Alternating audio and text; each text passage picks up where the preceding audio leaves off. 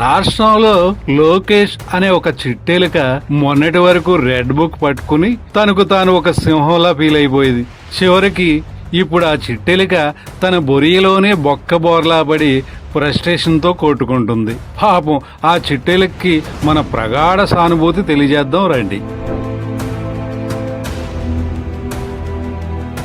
ఒక మాజీ ముఖ్యమంత్రికి మనవడిని, మరో మాజీ ముఖ్యమంత్రికి కొడుకుని, ఇక రాష్ట్రము నా ఇష్టారాజ్యం అంటూ విర్రవీగుతూ వారసత్వ రాజకీయాల్లోకి అడుగుపెట్టాడు నారా లోకేష్. మంత్రి అయితే బాబు మద్దతుతో దొడ్డిదారిన అయిపోవచ్చు గాని ఎన్నికల్లో గెలవాలంటే ప్రజా మద్దతు కావాల్సిందే కదా. ఆ ప్రజల మద్దతు లేకే మంగళగిరిలో ఓడిపోయాడు లోకేష్. అప్పటి నుంచే లోకేష్ లో నేను రాజకీయాల్లో పనికిరాను అనే ఆత్మ న్యూనత భావం లోలోన పెరిగిపోయింది. దాన్ని కవర్ చేసుకోవడానికి పాపం మేకపోతు గాంభీర్యం ప్రదర్శిస్తూ యువగలంలో రెడ్ బుక్ పట్టుకుని రాష్ట్రంలో హడావుడి చేయడం మొదలెట్టాడు.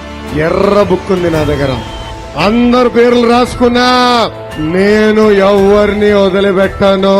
మీ లోకేష్ మూర్ఖుడు. అయితే తన పుత్రుడు దేనికి పనికిరాడు అనే సంగతి పూర్తిగా తెలిసిన బాబు పవన్ తో పొత్తు పెట్టుకుని ఈ పప్పు లోకేష్ ని పూర్తిగా పక్కన పెట్టేశాడు. ఏడ్చే పిల్లాడి చేతిలో చాక్లెట్ పెట్టినట్టు లోకేష్ చేతిలో మంగళగిరిని పెట్టి ఆ నియోజకవర్గం వరకే అతన్ని పరిమితం చేసేశాడు. అసలే ఏవేవో కాంప్లెక్స్లతో బాధపడుతున్న లోకేష్ తన తండ్రి స్వంత పుత్రుడి కంటే దత్తపుత్రుడికే ప్రాధాన్యత ఇస్తూ ఉండడం, పార్టీలోని ఏ ఒక్క లీడరు తనని పట్టించుకోకపోవడం, కేడర్ కూడా అతన్ని ఒక నాయకుడిగా గుర్తించకపోవడంతో కుడితిలో పడ్డ ఎలకలా కొట్టుమిట్టాడుతున్నాడు లోకేష్. ఆ ఫ్రస్ట్రేషన్ లోనే తన సోషల్ మీడియా ప్లాట్ఫామ్ పై అవాకులు చెవాకులు పేలుతున్నాడు. పాపం అతని చేతిలో అదొక్కటే మరి.